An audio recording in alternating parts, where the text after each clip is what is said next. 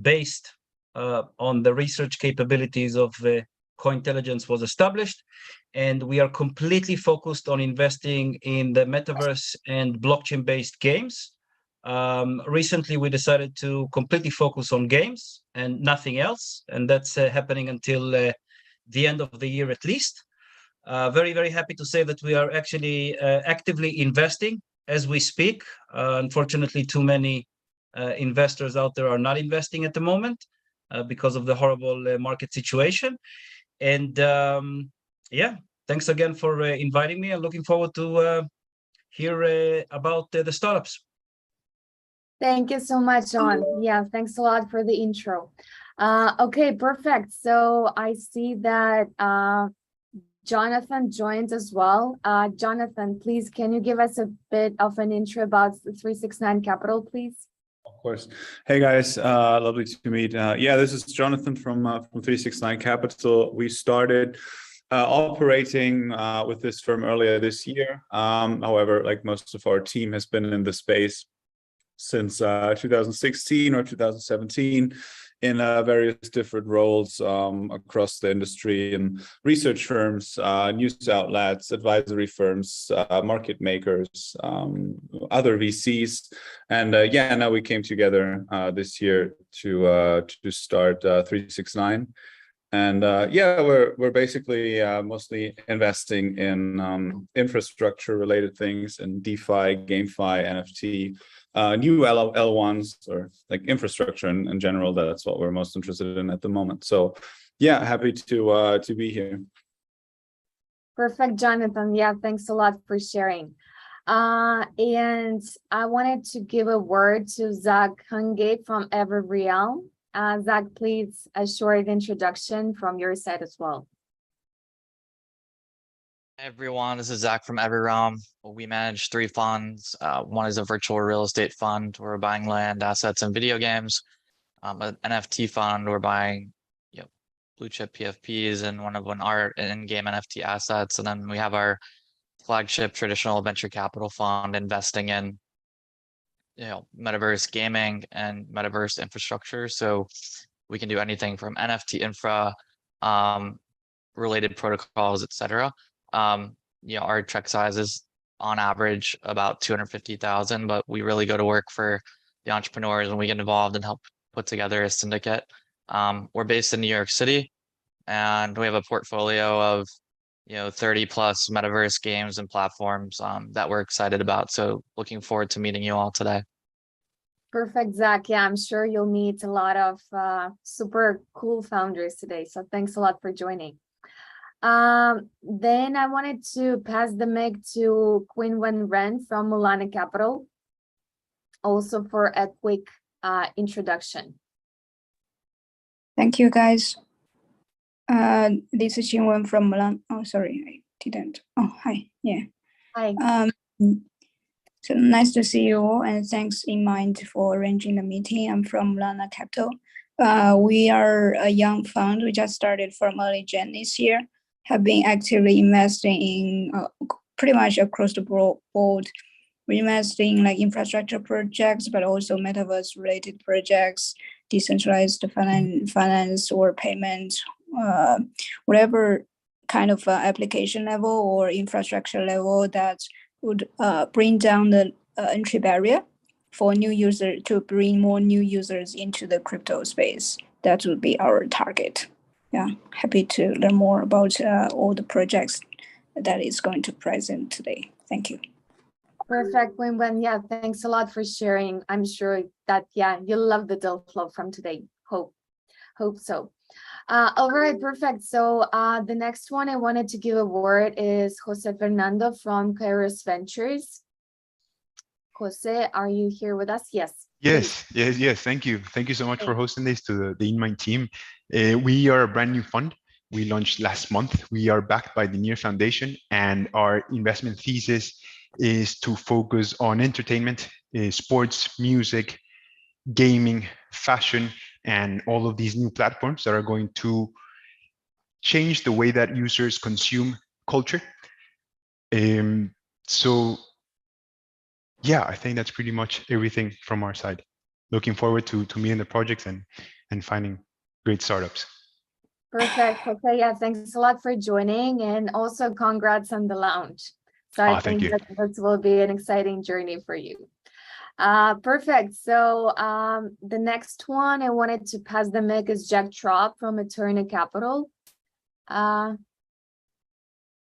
Jack, Hey you guys. still with us? Oh yeah. Hi there. Yeah. Hey, yeah, thanks for having me. Thanks for having me. Yeah, I'm an investment analyst for Eterna Capital. We're a London-based blockchain-focused VC. Our current fund is very blockchain agnostic with its approach. We do have a preference for infrastructure plays. We typically invest seed to Series B. And yeah, looking forward to hearing the pitches. Perfect, Jack. Yeah, thanks a lot for sharing. Perfect. So the next one is Keisy Law from Newman Capital. Keisy, a couple of words about the fund, please. Hi there. Hey, thanks for putting everything together, first of all. So I'm Keisy from Newman Capital. At the moment, we're pretty much focused in infrastructure solutions in both sort of DeFi, gaming, NFTs. Obviously, we're also pretty bullish in social and also anything sort of creator economy related. Just to give you some more background about Newman Capital, not only that, we help with the funding or anything on that front, but we also help any other projects, when they need help with anything from recruitment, marketing, go-to-market strategy to sort of your tokenomics design. So we have a full product team in-house. So we're happy to help out in every single hand along the process. So thank you, and looking forward to meet everyone. Perfect, Keisy. Yeah, thanks a lot for this introduction. Perfect. And yeah, the last but not least, Jay Tolworthy and Ben from Alphabet. Hi guys, hi there everyone. Thank you for having us. My name's Jay and I'm an analyst at Alphabit Fund. So we're a crypto asset fund based in the Cayman Islands and we've been about since about 2018. Our investment thesis is very broad, we're chain agnostic, sector agnostic. We often like to come in early on a project and help you, incubate or accelerate it. Also, I'm representing Launchpool and GameFi. So Launchpool is a pre-IDO platform where we take allocations at the private and seed round and pass it on to our retail investors. And then GameFi is our launch pad based towards gaming and metaverse projects. So I look forward to hearing everyone. Thank you. Perfect, Jay. Yeah, thanks a lot for this introduction. All right, so I guess that's it from the VC side. I'm really happy to have this amazing company today from the investor's perspective. So I think it's going to be quite exciting and interesting for both sides. So I guess we should move to the most exciting part of today, which is startup pitches. So not to wait any longer, I wanted to pass the mic to Muli from Haha app, a startup from United States. So Mu, please, the floor is yours. I remind every founder that you have 5 minutes to pitch with slides and also unlimited time for Q&A with the VCs. Okay, can you hear me? Yes. Is the audio video good? Okay. Yes. Awesome. Well, nice to meet everyone. I'm Mu. I'm the founder of Haha app, and we are aiming to be the Robinhood of NFTs. So let me share my screen real quick. Can everyone see? Yes, all good. Okay, cool. So slideshow. All right. So we're Haha app, and we are a wallet play, and we are the Robinhood for NFTs. Essentially, the problem that we notice right now is that the NFT trading experience is pretty bad, especially on mobile. One of the biggest problems is that right now when users have to wait for prices to drop for an NFT they want, or if you're a seller, you have to wait for the price to increase so that you can sell at market price. And so it's very time consuming, and a lot of users right now, traders right now, they will literally carry their laptops with them to the beach or to the restaurant because there's really not many good mobile apps out there that offer a great trading experience for NFTs. And if you look at the landscape right now, the thing is most retail investors who trade on stocks, equity, they're on mobile, right? People who use Robinhood, people who use Fidelity, it's all mobile. But if you look at the proportion of users who trade on OpenSea and NFT marketplaces, the vast majority, depending on the source you use, anywhere from 60 to 80 something % are on desktop. And so there's this huge gap. And if you think about the next wave of NFT traders, they're going to need a much lower barrier to entry. They're going to want to use on mobile. And even existing users that we've talked to, we literally have over 50 Zoom recordings, and we've talked to hundreds of users. They have a very, they really want a good mobile solution because they don't want to stay home on their desktops all the time. They don't want to carry their laptops with them. And so one of the big elephants in the room is that, we are technically in a bear market, and we have seen, volume drop for these NFT marketplaces. But what we've also noticed that, even though volume has gone down, and partially that's due to the drop in the prices of Ethereum and other cryptos, the number of traders and active wallets still continues to increase. So, anyone who's been in a bear market before, we know that, this is volume will recover. And we're somewhere close, placed in the middle where we're not super simple. It's not, you have Cash App on the left side where people can just buy and sell crypto. And on the other side, you have these, dashboards, candlesticks, 2 monitors solutions on desktop. Haha is somewhere in the middle where we provide a great mobile solution to manage and trade NFTs. As to what we're offering, so like I mentioned, we are a wallet play, and we are the first company to figure out how to allow users to place limit orders on mobile for NFTs, and to do it using mobile and to do it using smart contracts. So how is that game changing? Because we're doing it with smart contracts, unlike existing solutions, which are desktop based, we are non-custodial. So people, the private key never leaves the user's wallet. So it's much safer. And because it's mobile, to our knowledge, we're the first ones to figure this out. People can do it, you don't have to stay home or bring a laptop with you. And we offer a great browsing experience as well.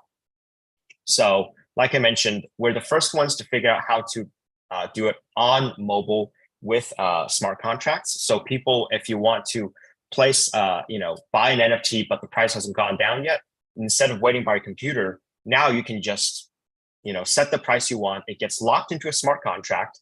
And then once it hits the price, it gets, the limit order executes automatically and goes to your wallet as soon as it's executed.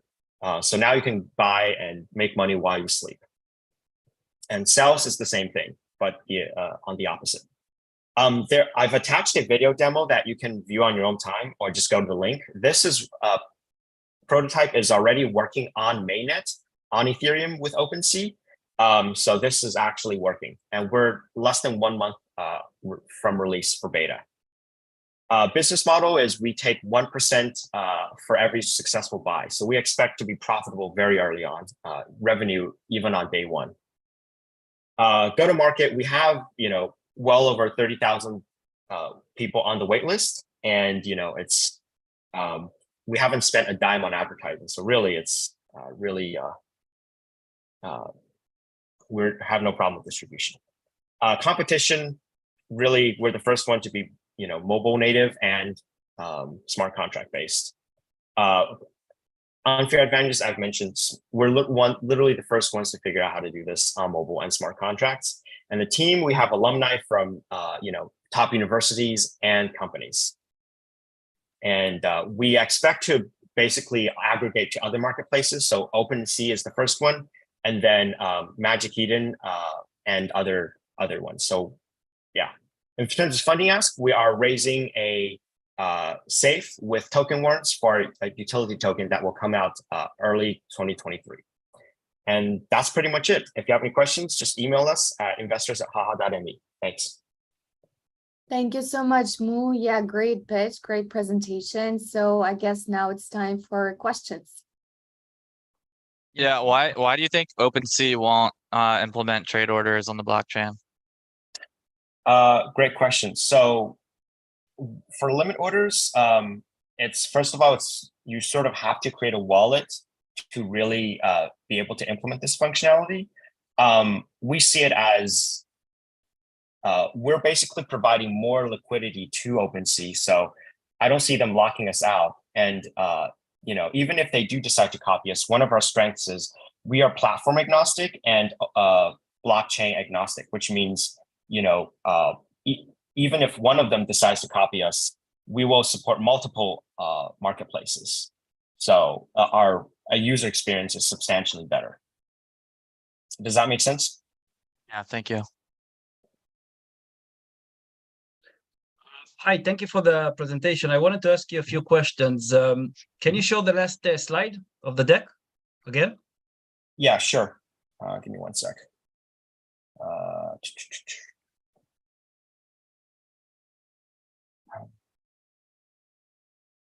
This one or the one before that? The one That's before? funding ask. Okay. Yeah, perfect. So first question I wanted to ask you, do you have a formal legal opinion regarding the utility token, which is a utility and not a security? Yeah, we've been working with our lawyer to provide that legal opinion. So essentially, we are going with it's a utility token. And we're pretty confident that it will be classified as such. And Why not does it need it? Why does it need a token? I'm just curious. Yeah, so in terms of what we're doing is, we're taking a fee on every successful buy and sell. So having that a basically uniform payment method, it makes a lot of sense. Okay. We basically what happens is we take 1%, right? If you use the Haha utility token, people get a 30% discount on the trade. So really having that on the a 30% discount on the fee. Okay. Yeah. So it makes a lot of sense to have a payment method. Gotcha. Yeah, but I have to tell you that I'm a bit concerned that this is going to be a security and not a utility, in fact. So I do advise you to make sure that you get a proper legal opinion, unless you don't want to, unless you have no issue getting in trouble with the SEC. No, it's the lawyer we're working with. He's actually worked for the SEC before, so I'm sure we can find a way to classify it as such. Where are you based, Moo? Austin, Texas. You don't. Okay, cool. In the US. Okay, great. Yeah. So just to clarify, I do advise you to make sure that you get a formal legal opinion and not just him saying, yeah, no problem, this is not going to be a security on a casual call. Just emphasizing, because I already saw many cases like this with the other founders that did find themselves in trouble. I guess where does this go from here, Moo, right? Like, okay, cool. We mastered this like amazing, limit order feature. Like, what's the longer term vision here? Yeah, longer term vision is, like I mentioned, we are a wallet play. So essentially we become really the one-stop shop for users, right? They want to explore other marketplaces. They want to explore new products, new projects, new games. They would basically use us to find out about those. So essentially we become the gatekeepers. And so new projects that want exposure to users, they would, we could partner with them and plug into their backends as well. And so, people will be able to not just invest in, NFTs and but also, people will be able to do cross-chain swaps and just really manage their whole portfolio here. So that's live, or when's it coming out? Yeah, so the portfolio tracker is already live on the App Store. If you just search Haha Space Crypto, we're one of the first results. The limit orders are less than 1 month from release. So we're like basically getting close to code completion, just working out the bugs and waiting on finishing the security audit. You're doing like Certic or something? Hacking. Okay, cool. So Zach, if you don't have any other questions, Miu, can you go to the team slide, please? Sure. Great. So I wanted to ask you with regards to the experience of your team members with regards to blockchain development. What can you tell me about that? And I'm asking about everyone on this slide. Yeah, great question. So we're developing on Solidity because that's where OpenSea is on. In terms of blockchain experience, actually, both all the backend engineers and we actually learned Solidity from scratch. So we have multiple years of experience. Like no backend engineer has fewer than 5 years of experience. But because we started out as generalists, we just learned Solidity in the last 3 months. So got it. Understood. And last question from me. Did you raise any funds already? I've been bootstrapping this from my own crypto earnings. I started investing in 2013 when I was still in college. So we've been able to bootstrap and continue to for a while after release. But we want to sort of really work with a lead investor that has expertise in tokenomics, so that we can really collaborate and really work out that the kinks and have a good plan where the token sort of goes up in price over time with volume. And yeah, so that's sort of what we're looking for. Got it. Okay, no more questions from me. Thank you. All right, thanks. Perfect. What's the On that, valuation again? Sorry, last question.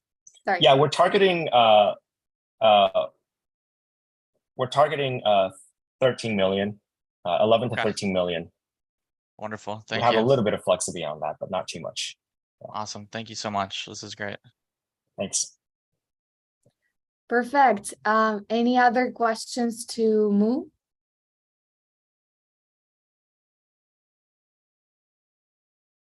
All right, I guess not for now. So Mu, I think the rest will come in private. So thanks a lot for your pitch and for being with us today.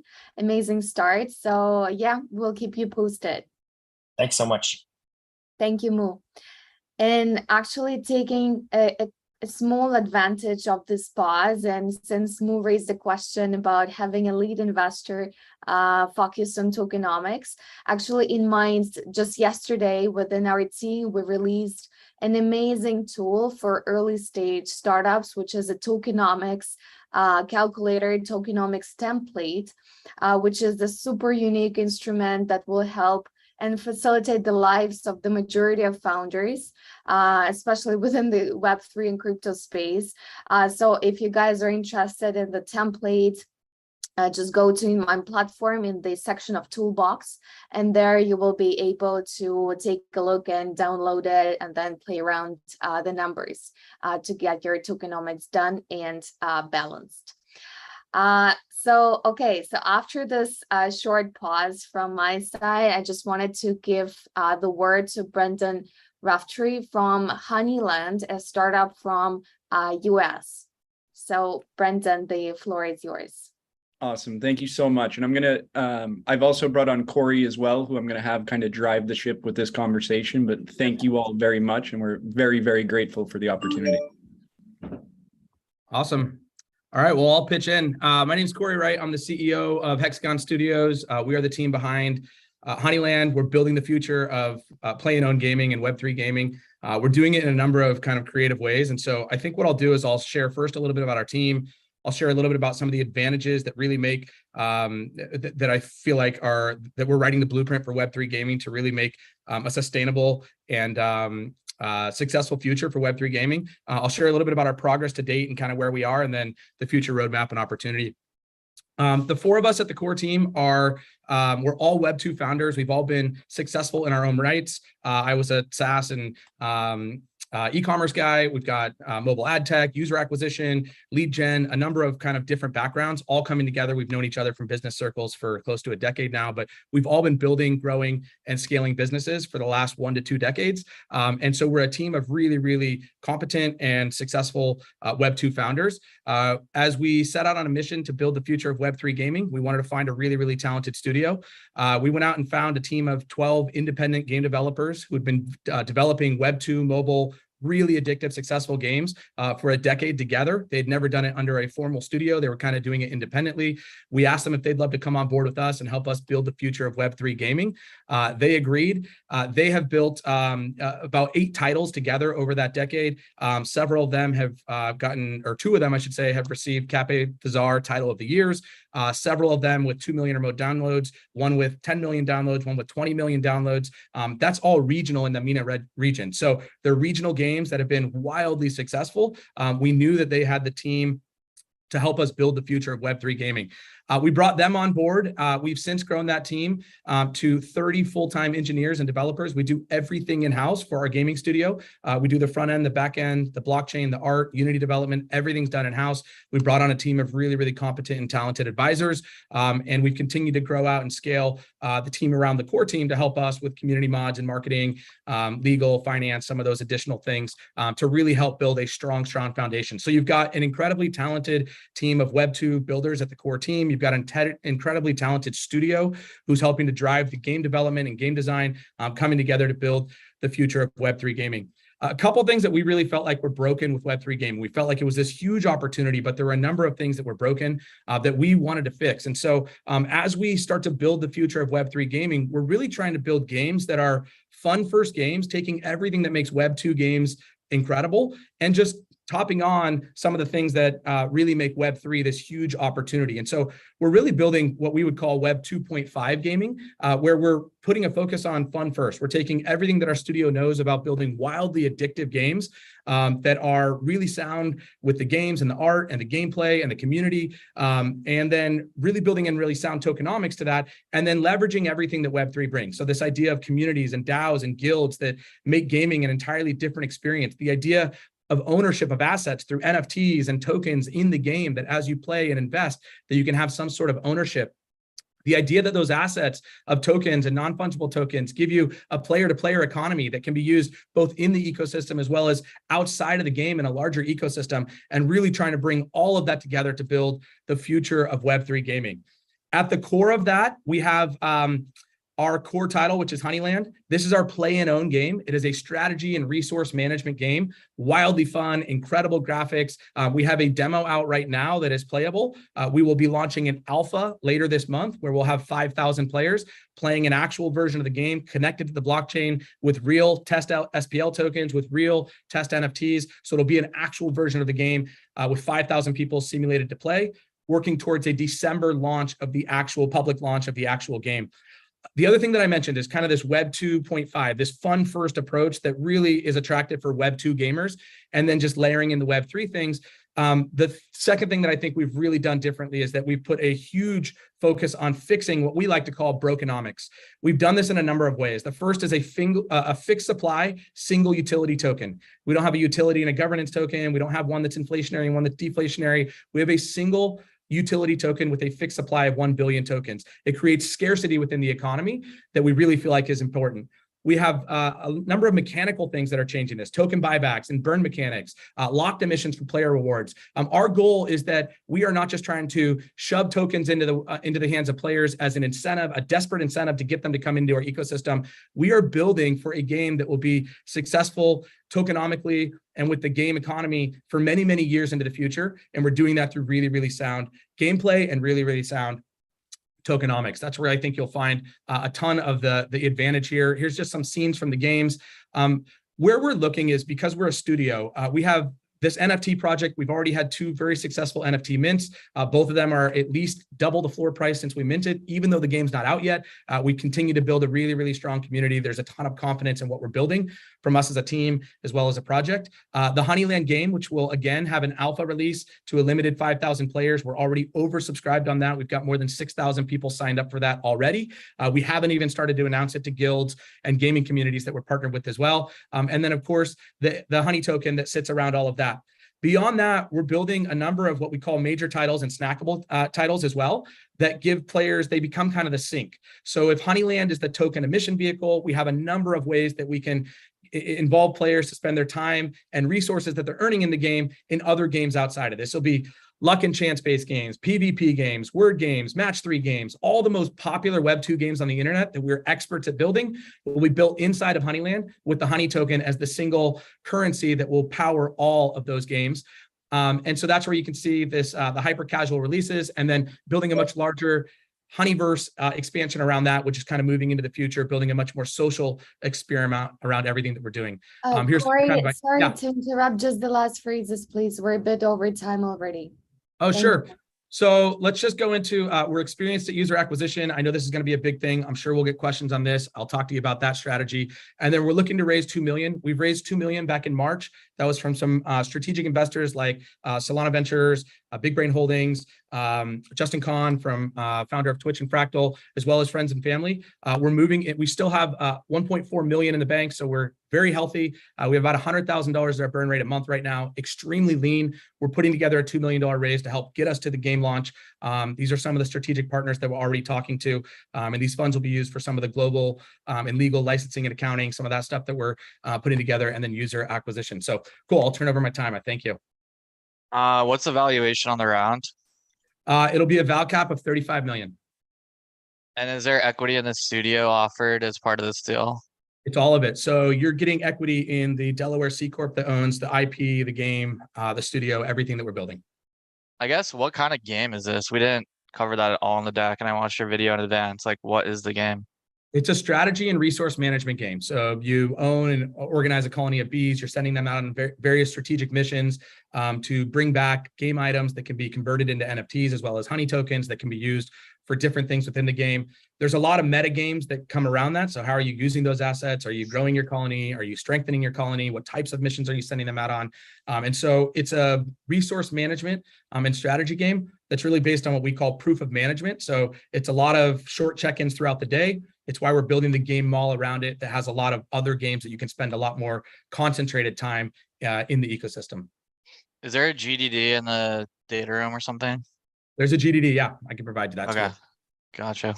Thank you. And a really thorough white paper as well that gives a lot of the info, but we have a GDD also that I can certainly provide. Okay. Yeah, look, I know a lot of these people love to kind of dive deeper into what you're doing with my team. Cool. Perfect. Thank you for the presentation. I have a few questions for you. So with regards to the core team, I'm not asking about the studio. Can you show me the slide with the core team members? Yep.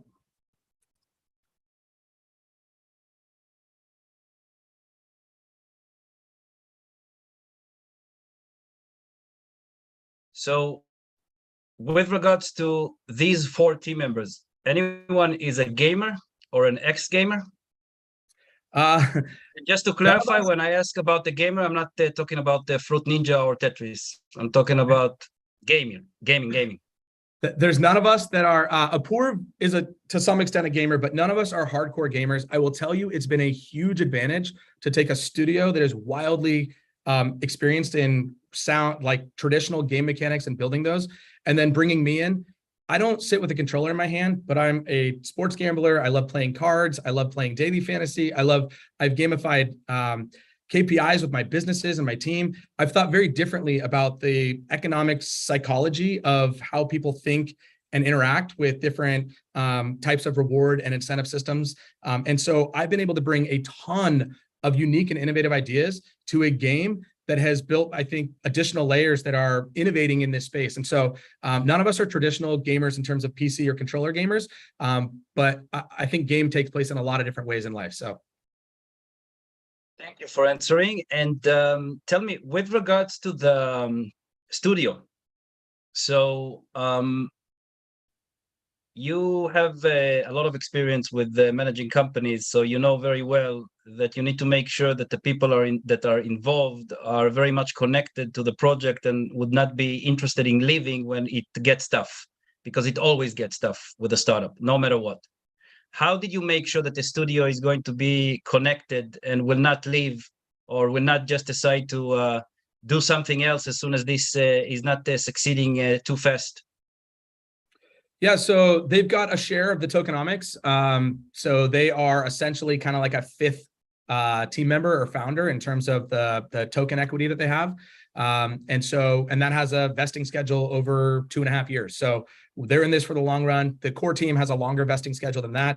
We're a 12-month cliff with another 18 months of, or I guess it is exactly a 2.5 year vesting. So that's kind of where we're at with the vesting, but we did that to make sure that they're on board with us. And of course, all the IP lives within the Delaware C Corp. Sounds very good. And just to clarify and to make sure that I understand, they are considered to be a fifth co-founder. They are similar to the same as the other four co-founders on that slide, or they have less? In terms of the tokenomic interest, they are the same. They're all the on equity. They, Sorry, they have, just to clarify, I'm asking about the equity. They do not have the same equity as the co-founders. Understood. And I'll ask you more about that later on, because I am interested to ask more questions. But just to ask you one more quick question for today, with regards to the token economics that you mentioned, who planned it? I would say I was the driving force behind the tokenomics that I shared today, but we met with at least a dozen, probably closer to 20 different advisors who were able to kind of look at this, and then looking at other projects' success and failures. But yeah, I would say I was probably the driving force behind most of it.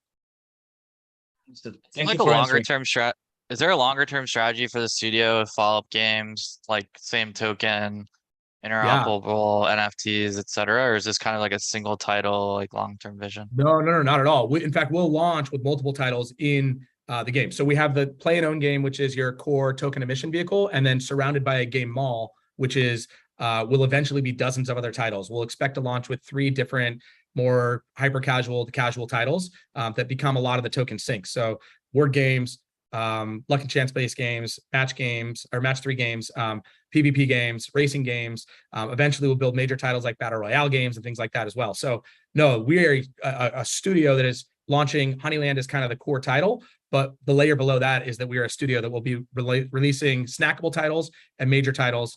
Snackables coming out monthly to quarterly, major titles coming out annually. How big is the team? 30 full-time engineers. You've got 4 of us on the core team, and then we've got a team around us that are a lot of contractors, building a strong legal team, finance team, a lot of outsourced partners. It's just how we always run from Web 2. We know how to build that. Okay, and where are they based?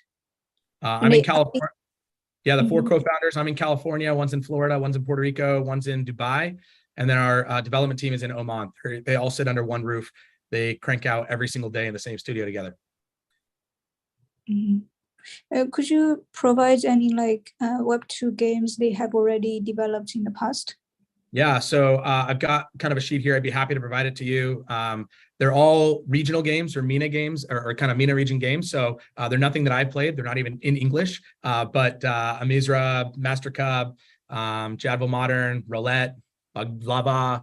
So these are some titles that I could certainly get to you. You'll be able to find them in Android and iOS stores. And so those are like... Sorry, go ahead. Sorry, thanks. So those games are like leisure game or like mid-core or hardcore games? They're mobile games. So they're going to be more casual games. Got it. Thanks. Got it. Let my team dig in. I think someone on my team talked to you in end of 2021. Cool. Well, end of 2021, we would have been very different than we are today. But yeah, would love to chat with you, Zach. Okay, man. Thank you. Perfect.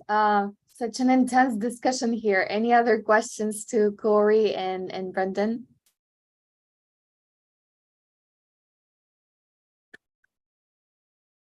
All right, I guess not for now. So Corey, yeah, thanks a lot for the pitch. Amazing presentation. I guess the rest will come in private. So please stay tuned from to receive the message from us. Perfect. So not to wait any longer, I wanted to pass the mic to Ivaris Indrix from Hundrx, a startup from Latvia. So Ivaris, the floor is yours. Thank you. Let me share a screen. Can you see my screen? Yes, all good. So, right now, Twitter is the #1 social network for crypto communities, right? It's not a Facebook, it's not TikTok, it's not Instagram, the Twitter. However, only feature from the Web3 on a Twitter is right now hexagon avatars.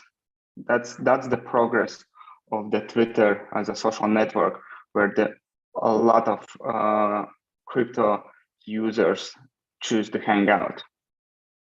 So to fix this, we decided to build and upgrade Twitter to Web3.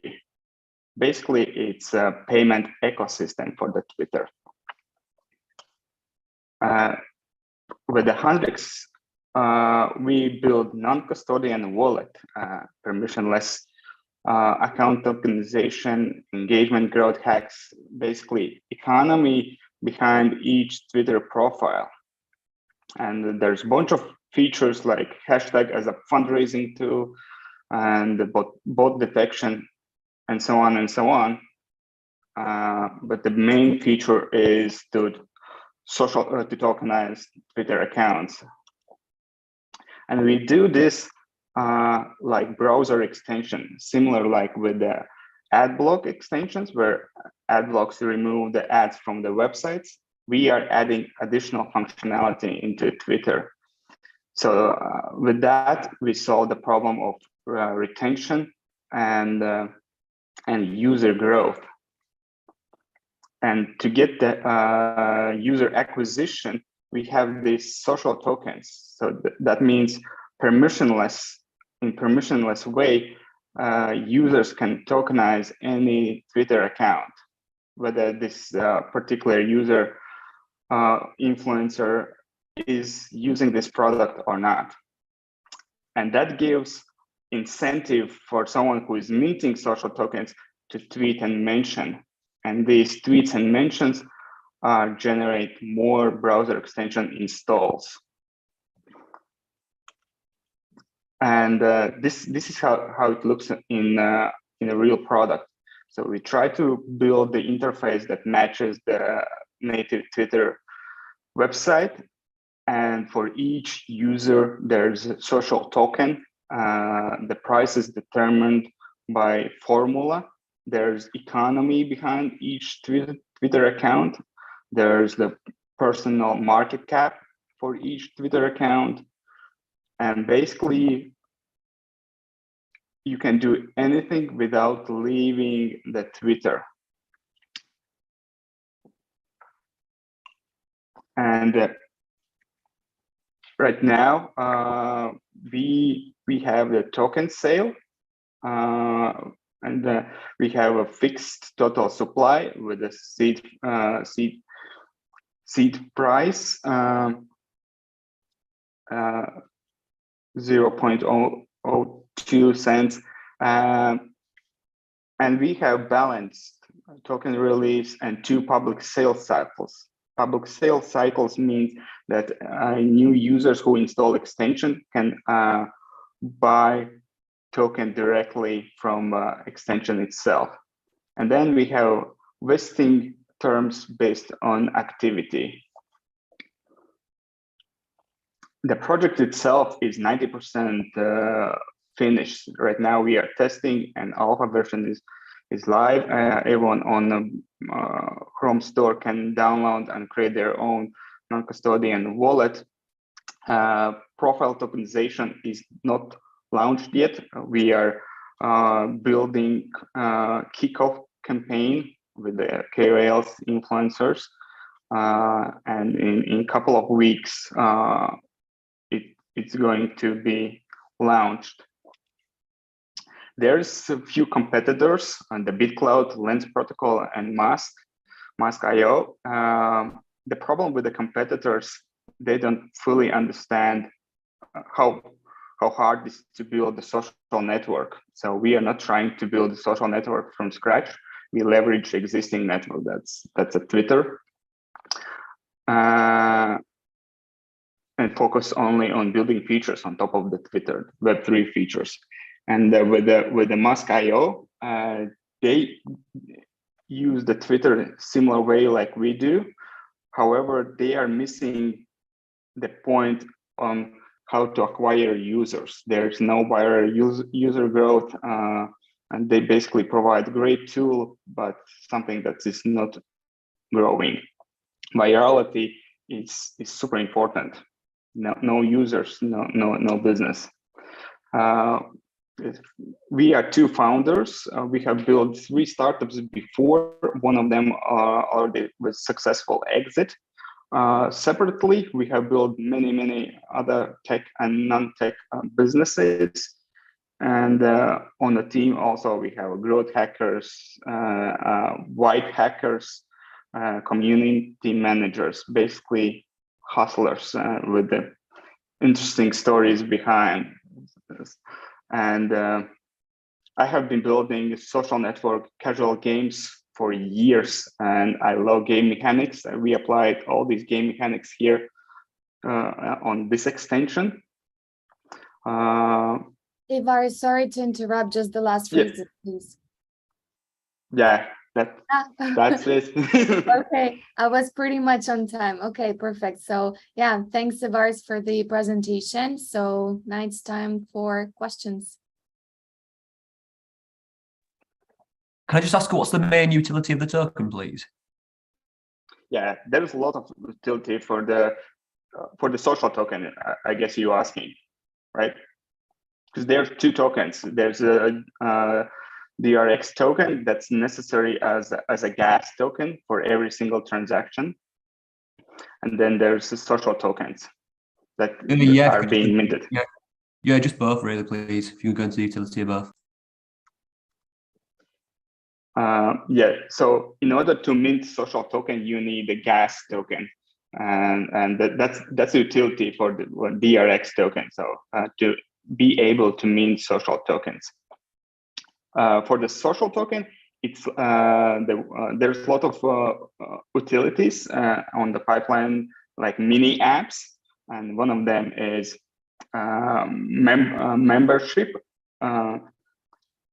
membership tiers to answer on DMs. So the creator can decide what's the minimum of social tokens required in order to respond to DMs on a Twitter. That's one way. Another way is that influencer can decide and give airdrops, automatic airdrops for every token holder who retweets their tweets. So they can incentivize to like and retweet their tweets. Cool. And there's many more, like 17 or something.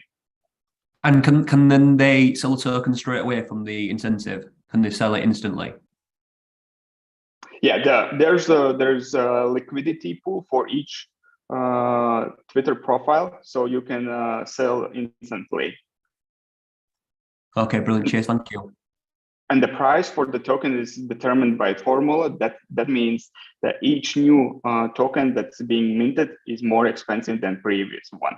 And if the user decides to sell these tokens, then these sold tokens are being burned down.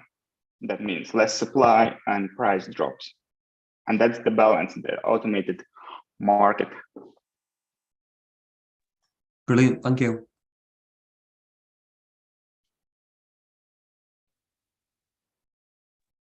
Other questions to Ivar's? Yes, Hi, I'd like to ask you first, who are your competitors, please? Yeah, competitor BitCloud.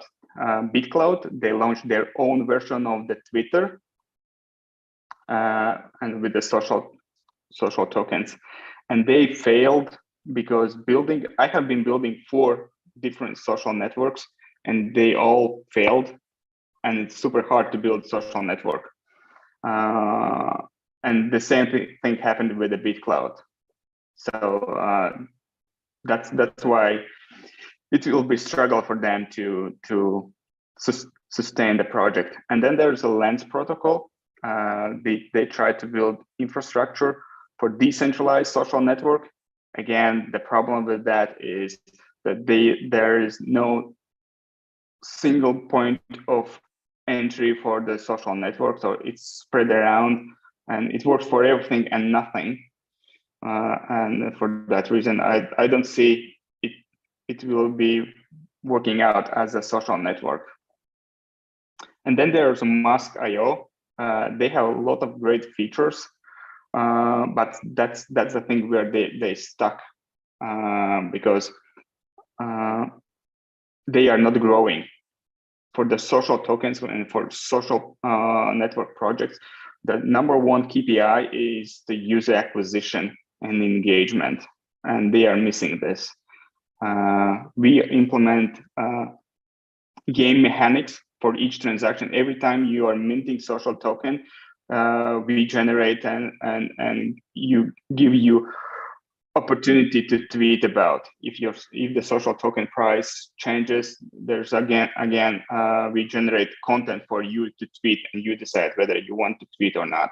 Basically, this browser extension is massive content generation tool, and generated content acquires more browser extension installs. And once people install extension, it basically stays there forever or until you reinstall your computer. Yes, of course. Now, just to clarify, to make sure that I understand, you are completely dependent on Twitter. Not really, because we are not using Twitter API. That means Twitter cannot shut us down. We are layer top of the Twitter. Same way like with the ad blockers. We are kind of dependent on Google Store, Chrome Store, but again,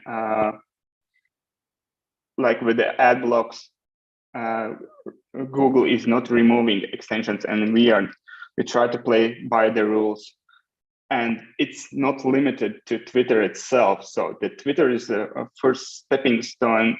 And once we reach the critical mass and the growth slows down, then we add LinkedIn tokenization. I have multiple social networks, but we are not rushing to have it all. So we are going step by step. And because this is the browser extension, that means for the LinkedIn, we don't have to acquire new users. Or everyone who is already using the extension on the Twitter can use the same extension for LinkedIn. That's the massive user base. So we are estimating that we will generate a lot of crypto wallets, and there will be a lot of transactions. That's from my experience on building social network games and social networks itself. Understood. But just to clarify, you are saying that Twitter will not be able to block you in any way if they don't like your project and they decide that they're against it? Yes. Understood. Okay, this is very. We are not scraping. Yeah, we are not scraping Twitter data or whatsoever. So what we are doing, we provide tool for the users, and they are deciding whether they want to tokenize profile or not. And that's completely different from the other projects where influencers decide to launch their own token. Here, the power is on followers. Followers can decide whether to tokenize this profile or not. And we provide tools to do this. Now I completely get it. Very nice concept. Thank you for explaining. Thank you. Perfect, Ivar. So any other questions? All right, I guess not for now. So Ivar, thanks a lot for this presentation. Great job. So yeah, please stay tuned for more information after the pitch. All right, so moving on, I wanted to give the word to Michael van Broely from Profila, a startup from Switzerland.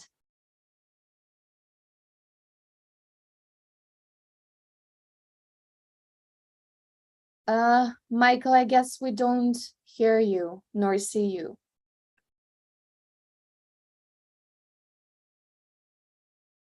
Sorry, can you hear me now? Yes, yes, we can hear you and see you perfectly, and the deck as well. Perfect. You can see the deck. Okay, I'll put it in the beginning. So nice to meet you, everyone. My name is Michiel. I'm a co-founder, general counsel, and chief decentralization officer of Profila. So at Profila, we're delivering, I'll go back to the first slide, privacy and value to people and brands to a new Web3 data and content platform. So the three main problems that we're tackling is digital privacy, inaccurate customer data, and a one-way relationship. So today, there's a lot of unethical collection and use of people's data online and in a brand relationship. And this data, via surveillance-based models collected, is often unethical and inaccurate, giving a wrong image about a consumer.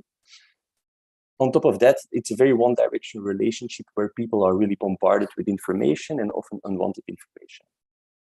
And so in our solution, people will have the opportunity to understand how to protect their data, share it with brands, and make brands respect their choices on how to use the information.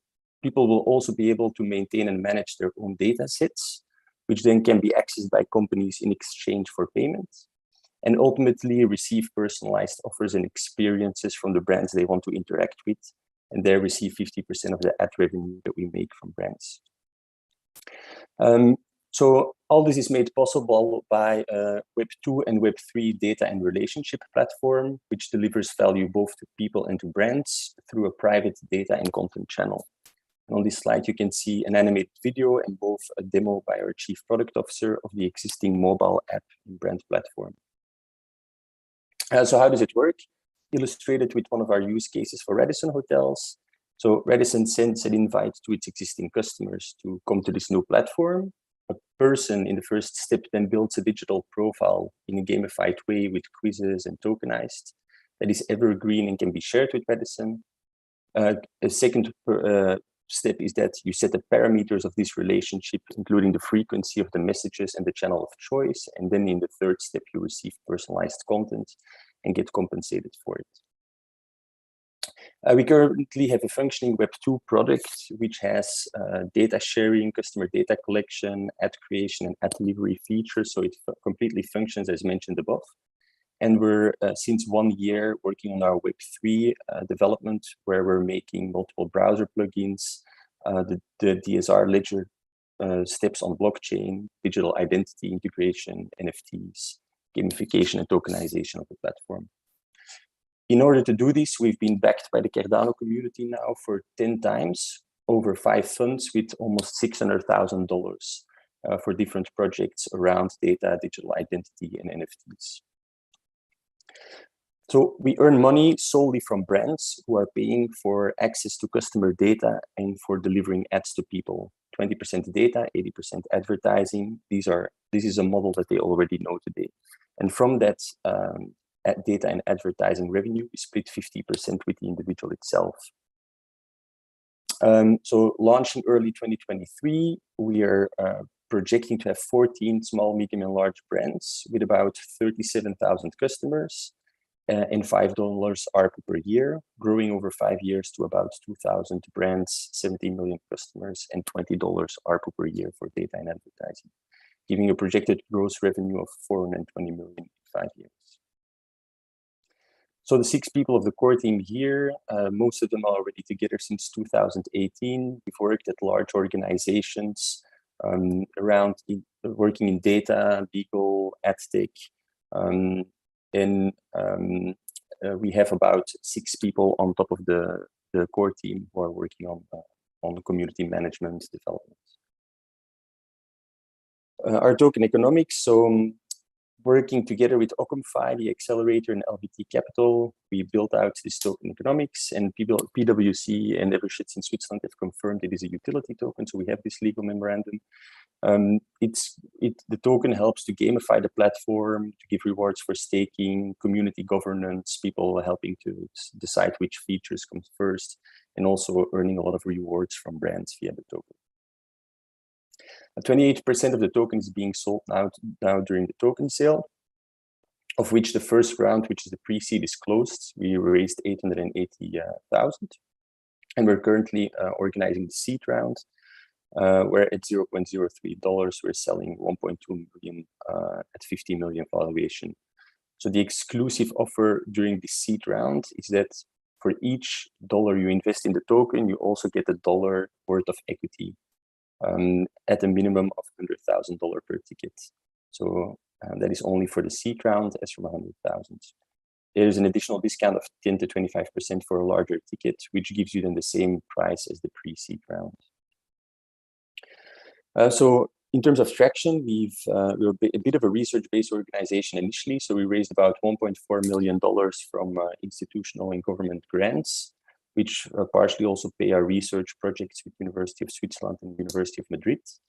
We had about 2.21 million in our former equity round and the pre-seed of the token rounds.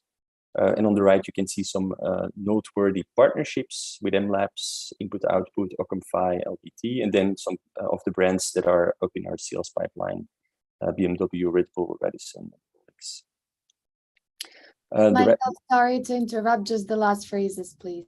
Yeah. And then in terms of competitors that you might know, it's mainly Brave, but we're very much improving on Brave, which is only limited to its browser, and we're trying to make it into multiple browsers and other locations on the internet, making something called active zero-knowledge advertising, on which we already published a research paper with the University of Madrid. Thank you for your time, and open for any questions. Thank you so much, Michael. Okay, time for questions.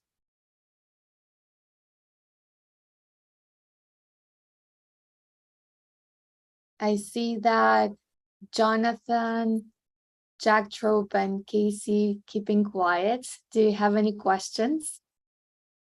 So far, so good from my side. Thank you. Amazing. Yeah, nothing from my side for now. But I'm going to absorb the information, taking a further look, and I'll reach out probably to all of the pitches today later on DMs, and we'll reach out for more. Perfect.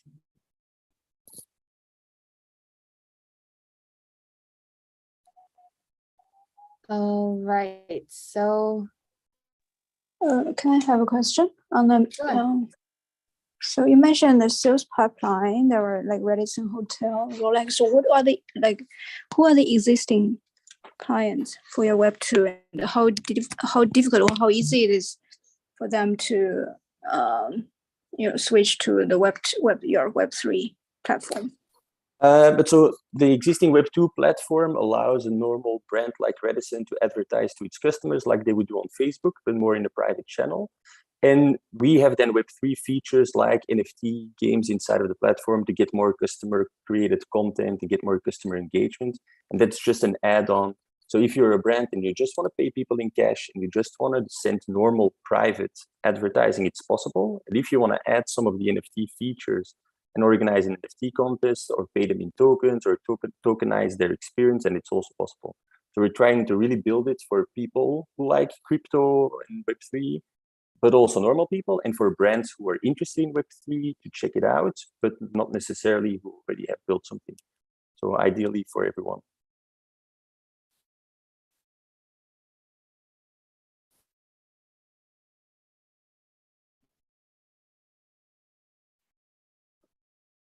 Perfect. Does that answer your question, Qingwen, or you want any elaboration?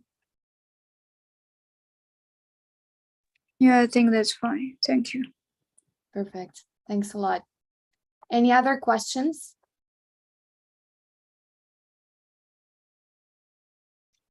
All right. I guess not for now. So Michael, yeah, thanks a lot. I guess the rest will come in private. Thanks for your time. So yeah, thank you for the pitch.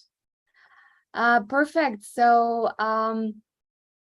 I guess we should move on. So the next founder is Anton Cannavalo, a founder from Solido Games, a startup from Spain. So Anton, the mic is yours. Hello, everyone. Yeah, I'm founder of Solido Games. My name is Anton Cannavalo. We are trying to make the best platform for choosing blockchain games. Now I want to demonstrate a little video about it. Second.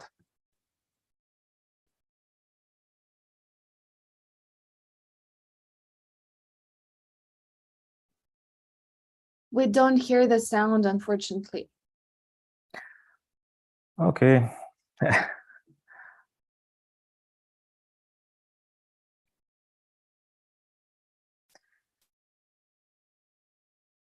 So the platform is live. It's not beta and not MVP. We have users and traction, and now I will show how it's working in a few seconds.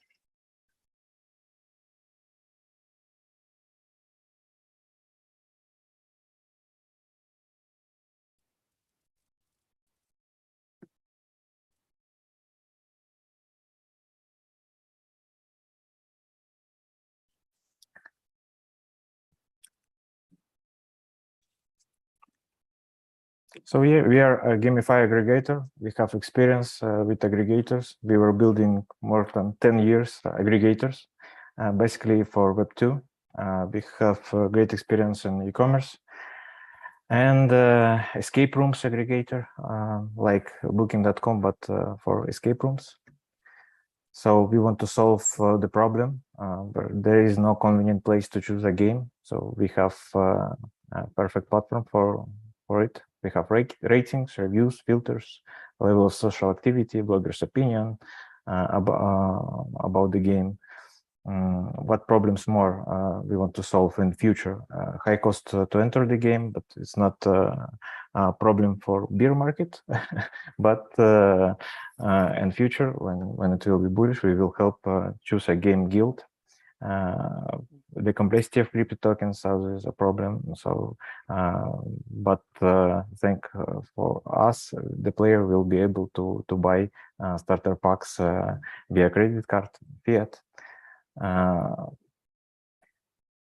Yeah, we have more than 1,600 games on platform. It's decentralized, decentralized platform, but we have verified partners. And every week we try to do new AMA, new partner, to show to onboard players to games, because without players they cannot exist. So we have photo, video, social activity, market data about the game, players reviews. It's our users opinion. GameFi ranking by social Solido score, our unique formula. You can rank by genre. What makes us different? We already have organic traffic. After launch, we have more than 2,200 daily traffic sometimes. And we can share, of course, access to Google Analytics. We have more than 2,500 users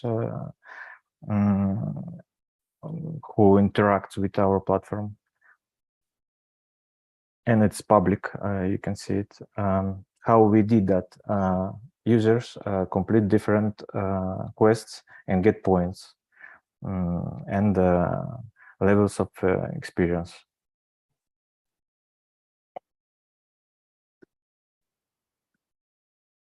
And then,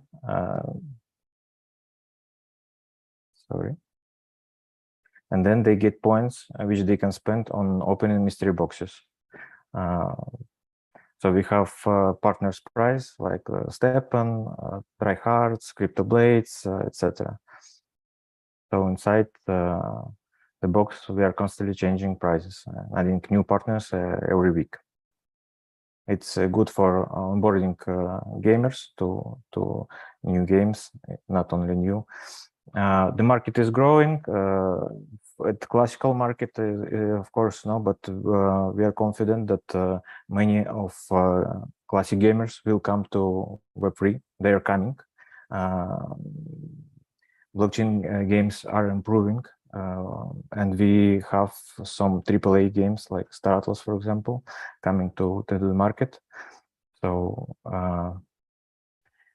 we are bullish on this segment. We have some competitors, but they are different. We will have Guild Aggregator, NFT Marketplace, all in one-stop game platform. We will have token, but first of all, we want to concentrate on aggressive marketing for existing product. And after release token, now we have sales. Actually, we sold more than 250 mystery boxes on Binance Smart Chain. We use BNB, but after we will use our SLG token for our platform. So we will have staking, of course. It's easy. Stake SLG, spend get XLG, spend XLG to open mystery boxes and win games, NFTs, or super prize. Yeah. This tokenomic for the future. For team 10%, for advisors 5%. Marketing. I'm sorry to interrupt. Just the last phrases, please. Yes, yeah, we have monetization. Of course, team, experienced team, and performance marketing. Our roadmap in the our offer for seed round. We are on early stage.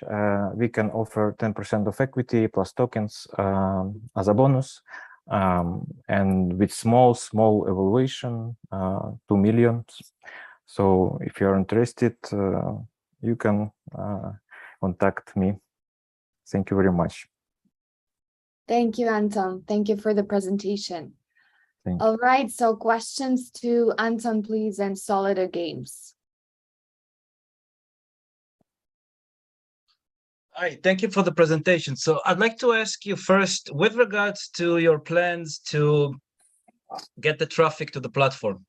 So obviously, this is going to be the main game for you to get the user acquisition and to make sure that they continue to use your platform. So what kind of experience you or the other co-founders got with regards to generating traffic and users? Yeah, as I said, we are experts in performance marketing, CPC, cost per click, target marketing, everything about social media, SEO. And as I said, we have organic traffic now, and we can give an access to Google Analytics. And we have only one baker on private round. It's the biggest blogger on ex-Soviet countries with 500,000 of subscribers on YouTube. Kirill Evans, Dust Ventures. So we know how to attract traffic, but sometimes stable coins is needed, and it's too hard to grow without funds. So we lost. We spent 300,000 of own funds and to build this ecosystem. So now we are trying to find a strategic partner who will help us grow. Understood, but I just want to drill down a bit more with regards to what you said. I did hear that you explained before about your past experience. Yeah. But I wanted to know more about it. What kind of experience? Did you manage your own marketing agency? Did you provide the clients with these services? Did you create the websites for affiliation? That's what I meant when I was asking for your experience, practical experience. Yeah, I'm sorry. I will answer. So I was working on Cointelegraph, Cointelegraph news on Cointelegraph store. Yeah. But as a e-commerce SEO, I worked many years on aggregators, and we had escape rooms aggregators, and we did it profitable. So I can share links after claustrophobia.com, etc. So, and more than 10 years in e-commerce experience. E-commerce shop was, yeah.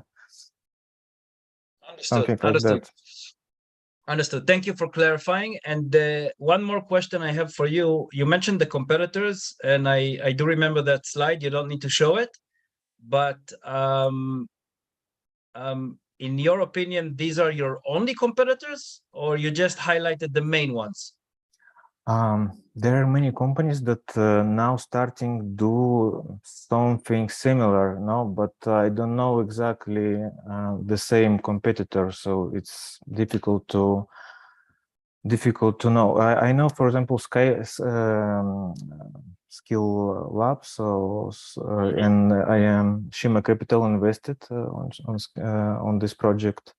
And we were speaking with Shima, and now I understand why they don't in our project.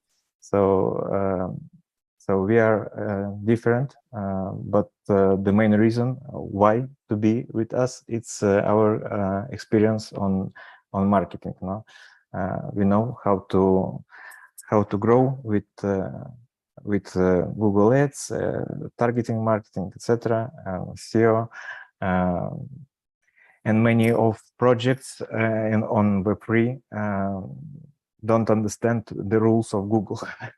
I don't know why, but yeah. Understood. Understood. Thank you for answering. And last question from me for today. Where is the company based, and where are the co-founders based? I'm the only founder. I have 100% of equity. My residence is Spain, Girona area, but company is registered on Seychelles.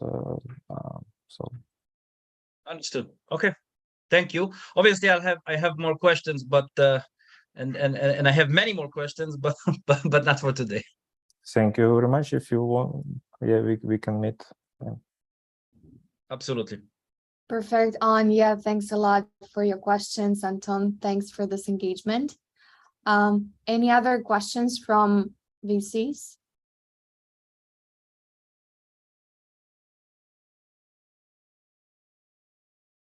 All right, I guess not for now. So Anton, the rest will come in private. So yeah, thanks a lot for joining us today.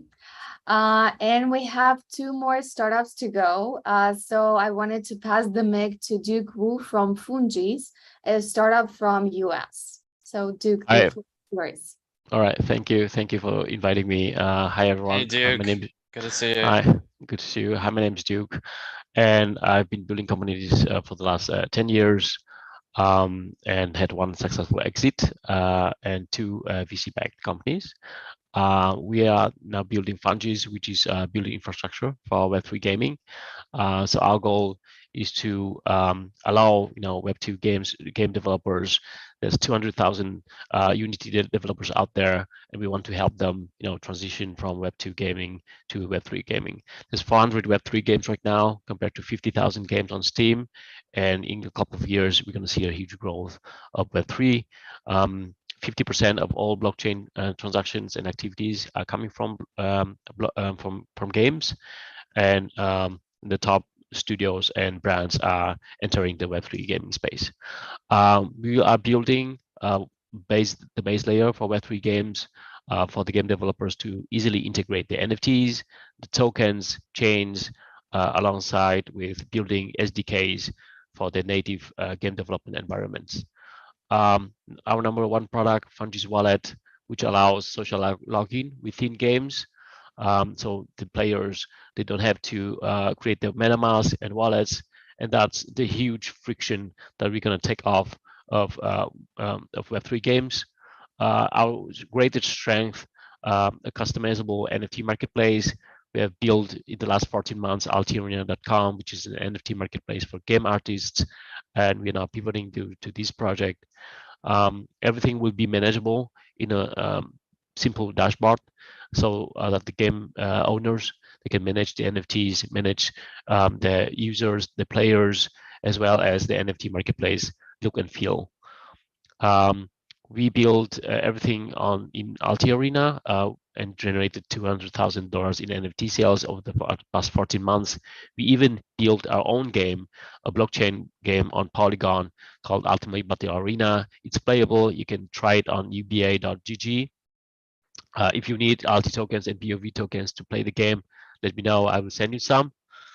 Our positioning is that there's a lot of tools out there on the market like Bentley, Moralis, Anchor, Engine, of course, that are built for the general, let's say, public, for a lot of industries out there. Our focus is gaming only. And our thinking is that, Web3 gaming and also the risk in Web3 gaming growth is that the adoption rate will slow or is slowing. So our focus after delivering the MVP will be also providing the infrastructure for Web2 gaming, meaning that the chat as a service, multiplayer gaming as a service, or in-game notifications as some features as a service. That is our way to cope with the risk of not having enough adoption among Web2 games. So far, we have talked with over 50 game developers. We have generated the first revenue, $5,000 from Fedor Games, building the blockchain part of Magicraft for one of the clients. We have 5,000 game studios in the pipeline. We've been using Lemlist, Grab.io, and LinkedIn Sales Navigator to reach to them. So far, we have 50 meetings and we have 12 early customers, including Play Estates. We're negotiating with G2A.com to provide an NFT marketplace, G2G.com, big brands, and a couple of other game studios which are developing their Web3 games. As for our business model, we have 3 revenue streams. One is the subscription fee for the plan. Second is the percentage or transaction fee from NFT sales on customized or white label NFT marketplaces. And the third revenue stream, we charge from half a cent per API call to our infrastructure. Our team we have been working together for the last 14 months. As I said, I had one exit. I've sold a company of 40 people to NetGuru, a bigger software agency, 2 VC-backed companies. Wojciech, who I met at Pragmatic Coders, our previous company, we've been working together for the 3 years, and the last year was full time with him. We quit, Pragmatic Coders. I was chief commercial officer there, and we focus on NFT gaming. So we are raising equity only. It will be a fresh US-based C-Corp Delaware company. We're raising $500,000. Part of that in equity, part of that in SAFE, with 20% discount for following rounds. Our goal is to reach $50,000 of revenue each month with this round. And yeah, I welcome all your questions. Thank you so much, Duke. Perfect timing. Appreciate that. So, Duke, I don't have any questions for you, but I just want to update you. Since you reached out to me and we had a conversation on Telegram, I already reached out to 3 co-founders and asked them if they would like to consider working with you. So just cool. Update you. And I don't have any questions because I already reviewed your deck and I know that you're raising for equity only, so it won't be relevant for Cointelligence Fund, unfortunately. Yeah, thank you very much.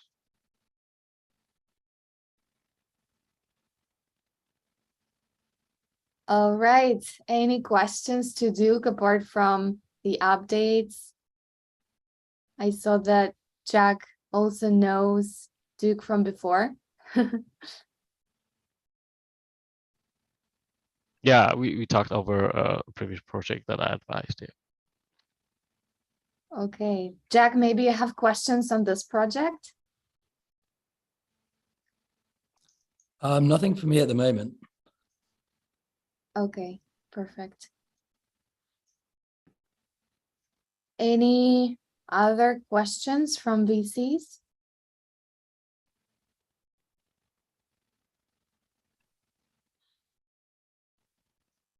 All right, I guess Not for now. So, Duke, yeah, thanks a lot for the presentation.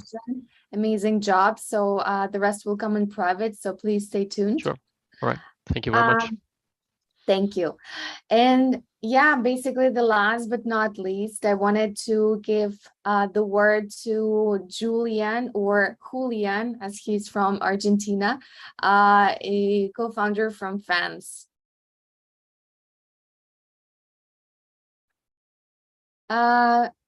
Julian, we don't hear me you. now? Oh, yes, yes, now. Sorry. Excellent. How are you, everyone? I'm from Argentina. Let me go Are super. you Julian or Julian? It's the same. Julian is okay for me. Cool, cool. Okay, so please go ahead. Tons of pitches. I'll do my best to do this super short. I'm 23 years old. I studied software engineering here in Argentina, and I co-founded with my best friend from university, Fanz. Fanz is an NFT event ticketing platform. Simple, like Eventbrite for Web3. Any ticketing company you know, Ticketmaster, we're building the same for Web3. Why? Because of these problems: ticket fraud, scalping, and controlled resales, and so many more. These are the more important. 12% of buyers get scammed when buying tickets. As an example, Champions League Final 2022, a massive ticket fraud. 5,000 users who paid for a ticket got pepper sprayed in their face because 5,000 scammers got in on their spots. Solution: using fraud-free NFT tickets, which can be resold on a controlled marketplace and can be tracked and monitored, everything on a simple dashboard. This is a link to our demo video. Later I will share it. Competitive advantage: why are we better than Eventbrite, Ticketmaster, or any traditional ticketing company? Because we use fraud-free tickets. It's an improvement in technology. We also give immediate payment releases. We do not hold money from payers until the date we want. We just release it. It's crypto payments directly through our smart contract to their organizer's wallet. We support crypto payments and they don't. And we also are integrating fiat payments as they do. We can also airdrop to attendees because you have all the wallets of the users. We do not have any payment intermediaries, just a smart contract. We do not require a mandatory KYC while they do. And we got platforms interoperability. You can host an event in a metaverse. You can host an event locked for NFT collections. You could host an NFT access, NFT gated event for CryptoPunk holders or for Bored Ape holders, and so on. And you got the transparency of transactions. Business model: we charge 5% service fee to event organizers on each ticket sale and a 2.5 on each resale. We're a B2B company. Our objective is to reach event organizers willing to host their events on our platform, or if they're not willing, we'll change their mind. Currently, we offer organizers our platform for free to obtain faster traction. Growth strategy is divided into two phases. Phase one, hardware Facebook scenario. We are currently capturing Web3 users, the one who use MetaMask wallets and so on to claim tickets or purchase tickets with crypto. Phase two, which is the one we are entering right now, will be obtained once we integrate fiat payments and we allow mail or phone login, which is already deployed. We are missing the fiat payments. And then phase 2.2 will arrive when we will be available for global expansion. Market size: right now we only allow crypto users to enter the market, so it's like less than 1 billion. Once we allow ticket purchases, we will be about 27 billion. Why LATAM, United States, and Spain? Because those are the investors we already have on our board, and they will help us expand there. Traction: we already emitted more than 4,000 tickets in more than 3 countries in more than 25 events. 95% were free and 5% were paid. All of this with Web3 wallets. The ones that were paid with Matic on the Polygon blockchain using MetaMask. That's an incredible breakthrough for us. And once we integrate fiat payments, we expect traction to grow exponentially. Team: this is me. This is my best friend from college. We studied software engineering together. This is the CFO of Decentraland. And this is the YC Combinator founder. Well, this is the Human founder, one of the YC startups from last year. This is our development team, and this is the marketing team. Partner: we partnered with Decentraland. They gave us a 60K equity-free grant to develop a metaverse side of the ticketing. We are their official ticketing platform, and we also partner with Ethereum LATAM to be doing all the Web3 crypto events. Investment and use of funds: super easy. We're raising $1 million. We already raised 25% of the round. After the investment, we will have a 24 months runway. The money will be distributed in engineering, 70%, marketing, 5%, could vary a bit. Extra and unexpected, it's like 5%, and 10% for security, bug bounty program, smart contract audit, 3% legal, 2% services. That's all. Perfect. Julian, yeah, thanks a lot for the pitch. I think that's an amazing, a perfect ending of the pitching session. So super energized, at least I am. Okay, so I see Jose unmuted. So Jose, please, questions. Yeah. Can you hear me well? Yeah. Yes, all good. I was going to say congratulations on the pitch. That was very, very good, very well structured and straight to the point. And also for your grant from Decentraland. That's fantastic that you were able to bring him on as an advisor. That's exciting. I was going to ask about the competitive landscape, because I agree 100% with you that there are many things, many inefficiencies right now in the ticketing space that Web3 solves. So there's definitely going to be a company that comes and disrupts this. I do think in your competitive advantage comparison, you were only competing or comparing yourself with Web2 companies, but at least from my perspective, there are many companies that are trying to do the same. So what do you think is unique from Fanz compared to, beyond just the infrastructure and the technology, which is commoditized at this point? Excellent question. Well, we got some competitors in Netherlands. We got one that is Get Protocol, but they are not Eventbrite for Web3. They are doing only white labeling solutions. So they compete in technology, but they do not compete in the market. So they will work with other Web2 companies to try to bring them. We're just going to be a different approach and a different market. They are aiming for Europe. That's the biggest competitor. Then we got some in LATAM, but they are super, super small, and they're taking another approach. We are taking the Eventbrite model, where everyone in the world can create an event. It's a permissionless app. You can use it in Thailand or in United States or in Antarctica. It's the same. You just go create an event and sell the tickets. You don't need to ask permission from anyone. And also we saw one competitor that created a platform that is called NFT Access in Y Combinator, but they pivoted to another platform. So right now we do not have any competitors like us, small startups with our trajectory. We do have competitors like, for example, Ticketmaster, which is starting to shift to NFT ticketing, but I think they will go super slow due to their size. And that's our advantage, the movement speed. Okay, so you would say that you have a first mover advantage that is specific to South America, right? Because South when America, Spain, with Latin, right? Because when you look at Europe, there are players that are very much more advanced. And just to get the ideas bouncing, there are other companies that are going a bit further to what can be done in terms of engaging with the fans after they buy the ticket. So just constructively, I think that's a good point to take when you're looking at that. Jack? Hey, yeah, thanks for the pitch. Are you just focusing on Web3 kind of native events for these tickets, or is it any form of event? No, at the moment, we're focusing on Web3 core events. Like we're chasing the Web3 wave that is shifting country per country. Now it's in DevCon Bogota in Colombia. So we are shifting that trend. We're chasing that trend to host all the events that have the most amount of wallet users as possible. And right now we are at the same time, my co-founder, which is the CTO, is taking care of implementing Stripe and Transact. Transact is going to be released today, if I'm not mistaken. And we're going to start to integrate fiat payments and normal Web2 users. And in terms of wallets you have to use for the NFTs, just primarily integrating MetaMask, how's that? Oh, let me show you the platform if you want. You could use any wallet. You got Wallet Connect with more than 100 wallets. You could use MetaMask. And we just integrated Magic, which is a platform that allows you to log in with mail or phone. So that's like, you have plenty of possibilities right now. Let me show you super fast the platform, which is already live.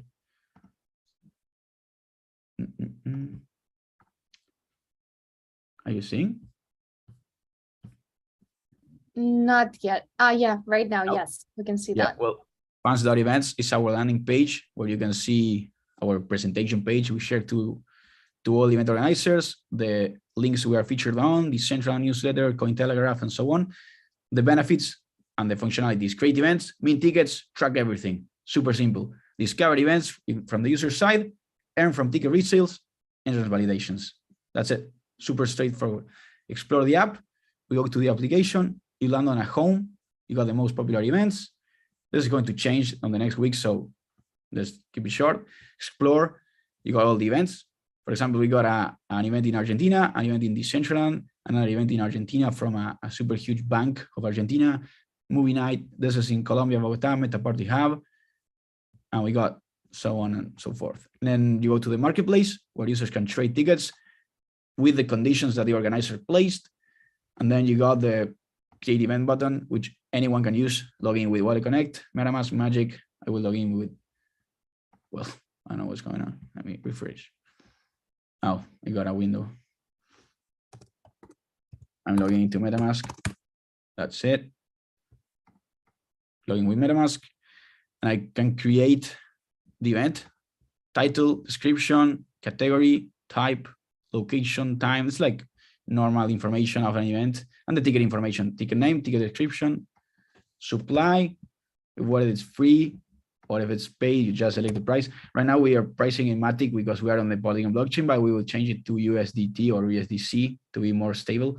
And you create the event. When the event is created, you go to the dashboard, you see all the events, you can do whatever you want. Edit the event, edit the tickets, new wave of tickets, send tickets, bulk transfer, entrance validators for those. And then on the buy inventory, the users will see all the tickets. This is all the events I went, mainly are in Argentina. And yeah, now there's a cool feature with Instagram where you can link your NFTs. So if you use this wallet in Instagram, you could showcase all your NFTs.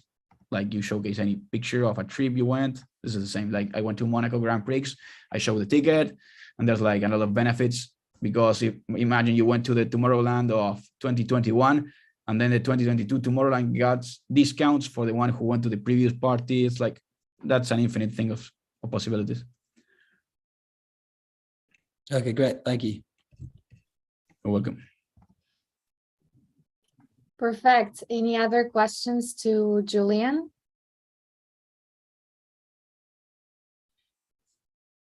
All right, I guess not for now. So Julian, thanks a lot for this amazing presentation. I guess the rest will come in private. So I guess you're in contact with Abdul, so he will update you on the rest. All right, so I guess we are done for today. So thank you so much, everyone who joined this session. Thank you so much, our dear VCs and investors, for your questions and engagement, and founders as well. Thanks for the presentations and the pitches. And of course, the ones who watched us in social media and YouTube and LinkedIn. I wish everyone great evening or morning, depending where you are. And yeah, please stay tuned for the next sessions. Thanks a lot. Thanks a lot. Have a great week. Thank you. See you, everyone. Bye. Thank you. Thanks very much.